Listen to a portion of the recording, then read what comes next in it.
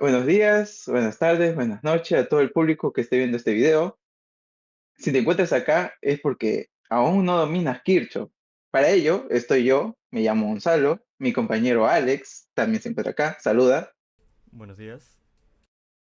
Ok, listo. Pasamos hay que recordar fundamentos básicos. Primero, la ley de Ohm, postulada por el físico alemán Georg Simon Ohm, estableció que la corriente eléctrica que atraviesa por un conductor es directamente proporcional a la diferencia de potencial aplicada e inversamente proporcional a la resistencia. El más conocido, pues, memotecnia, VIR. V es el voltaje, su unidad de medida es voltios. La corriente, amperios, y R, pues, resistencia, que se mide en ohmios.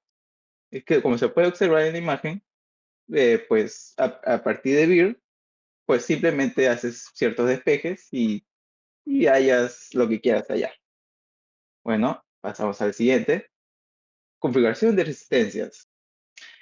Eh, una, Cuando se ve una malla en cual sus resistencias están así, como se muestra en la imagen, sí, seguido con otra, pues simplemente la resistencia equivalente es la suma algebraica simple. O sea, R más R1 más R2 más Rn. Bueno, siguiente, resistencia paralelo.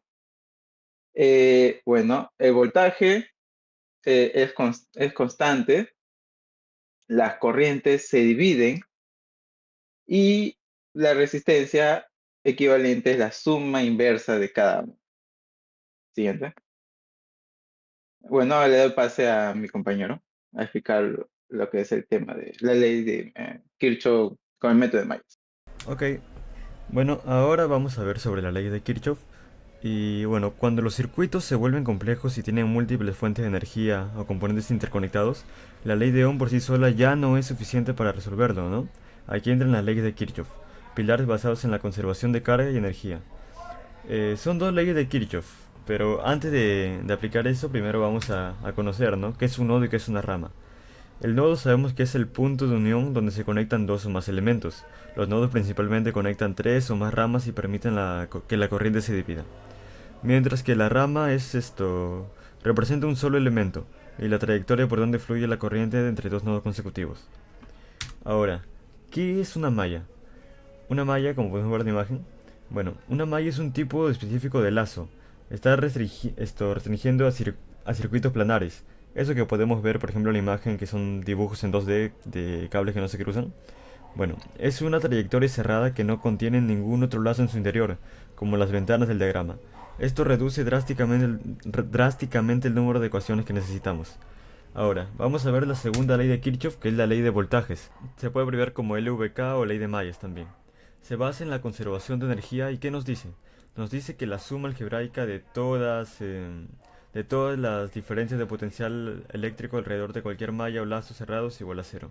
Esto significa que la energía que entregan las fuentes es consumida completamente por la resistencia de esta malla. Ahora, ¿cómo resolvemos esto paso a paso? Se divide en dos fases, la fase de planteamiento y la fase analítica. A la hora de plantear, primero vamos a identificar todas las mallas planares del circuito, luego vamos a asignar una corriente ficticia a cada una, generalmente es en sentido horario, pero podemos darle el sentido que queramos.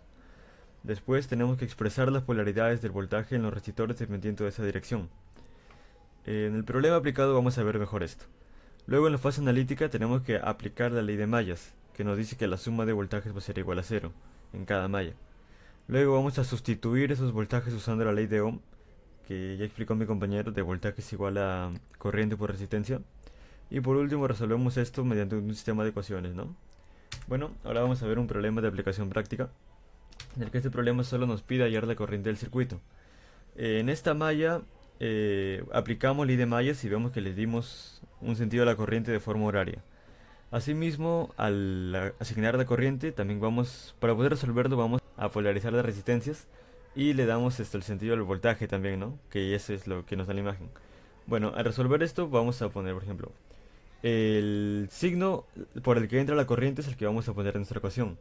Ponemos 2 por la ley de Ohm lo vamos a multiplicar por la corriente, más 10 voltios, que es lo que nos dan de dato, más 3 por la corriente, más 5 por la corriente, más 4 voltios, más 2 por la corriente, y acá vemos que entra por el signo negativo, así que sería menos 2 voltios.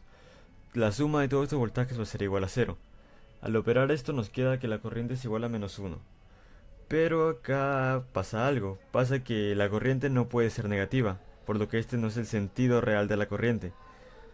Si entonces el sentido de la corriente sería el sentido opuesto, ¿no?